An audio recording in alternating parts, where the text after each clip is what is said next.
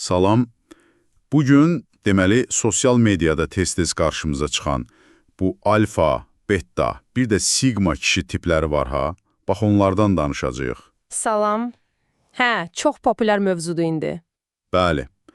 Əlimizdəki mənbə də məhz bu etiketlərin nə olduğunu, hardan gəldiyini, bir də nə qədər real olduğunu araşdırır. Yaxşı olar. Gəlin elə birlikdə baxaq, görək bu, belə deyim, çox işlənən, amma bəlkə də biraz sadələşdirilmiş anlayışlar əslində nə ifadə edir? Məqsədimiz də odur ki, görək bu terminlər heyvan aləmindən tutmuş insan münasibətlərinə necə gəlib çıxıb. Hə, bir də müasir psixologiya nə deyir bu haqda? Sizin üçün də ən vacib nöqtələri aydınlaşdıraq. Elədir. Görək bu etiketlər bizə kömək edir, yoxsa əksinə işimizi çətinləşdirir özümüzü anlamaqda. Onda başlayaq. Bu terminlər mənşəyi hardandır? Heyvanlardan gəlir deyəsən, elə deyilmi? Tamamilə, hə. Əvvəlcə bilirsiniz primatlar, bir də qurd sürüləri üzərindəki tədqiqatlarda istifadə olunub, sosial iyerarxiyanı göstərmək üçün. Yəni alfa başçıdır, beta da ona kömək edir kimi. Bəli, təxminən elə. Alfa dominant lider, beta isə daha çox dəstəkçi, tabe mövqedə. Sonra internet mədəniyyəti bunları götürüb, başlayıb insanlara, xüsusən də kişilərə tətbiq etməyə. Maraqlıdır. Amma nə qədər düzgündür bu keçid? Bax, əsas sual da budur. Birbaşa tətbiq etmək, yəni biraz mübahisəlidir. Aydındır. Gəlin ən çox danışılanı alfanı müzakirə edək. Mənbədə necə təsvir olunur? Güclü, qətiyyətli? Hə, klassik təsvir odur. Təbii liderdir, dominantdır, çox özünə güvənir, məqsədinə çatır, qərarları o verir. Çətinlikdən qorxmayan, qrupu arxasınca aparan. Bəli, elədir. Və bu təşəbbüskarlıq, motivasiya əlbəttə cəlb edicidir, amma... Amması nədir? Amması odur ki, bu dominantlıq bəzən həddini aşa bilər. Başqalarının ehtiyaclarına qarşı, necə deyim, biraz laqeydlik yarana bilər. Ya da ki, məsələn, kömək, dəstək qəbul etməkdə çətinlik çəkə bilərlər. Başa düşdüm. Balans vacibdir deməli. Bəs beta necədir? O daha çox komanda oyuncusu. Dəqiq, elə. Beta daha çox dəstəkçi rolundadır. Komanda işini sevir.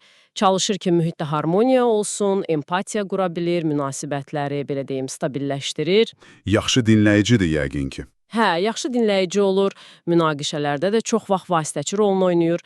Bunlar komanda üçün çox vacib keyfiyyətlərdir şübhəsiz. Amma onun da zəif tərəfi var yəqin. Ola bilər, hə. Bəzən öz ehtiyaclarını ikinci plana ata bilər və ya qərar vermək lazım gələndə biraz tərəddüd edə bilər, təşəbbüskarlığı az ola bilər. Başa düşdüm. İndi gələk o birinə. Son vaxtlar çox eşidirik sigma.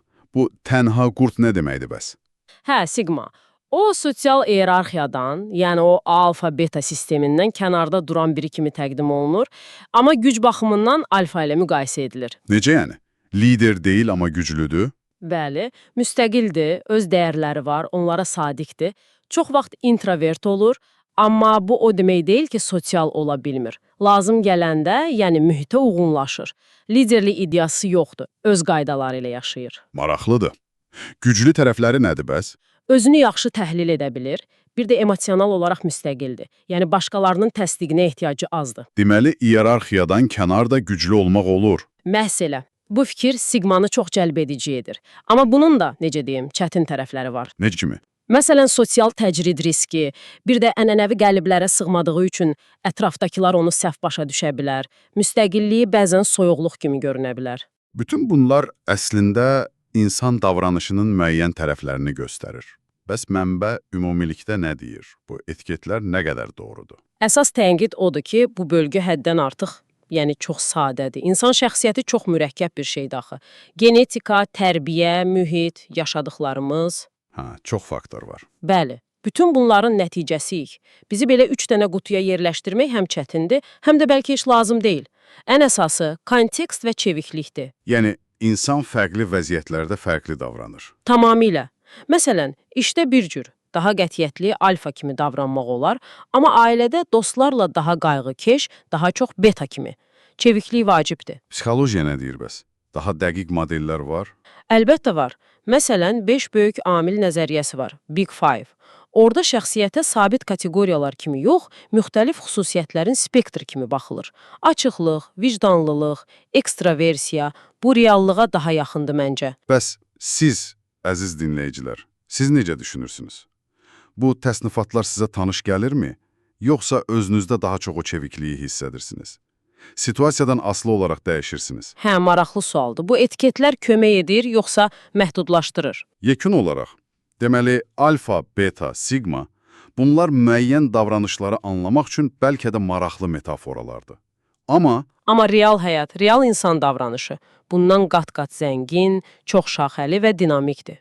Yəni, mənbənin əsas mesajı odur ki, özümüzü hansısa etiketə yapışdırmaqdansa, Nə etməliyik? özümüzü tanımağa çalışmalıyıq.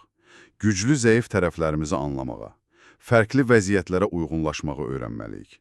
Empatiya göstərmək çox vacibdir və əlbəttə davamlı inkişaf etmək.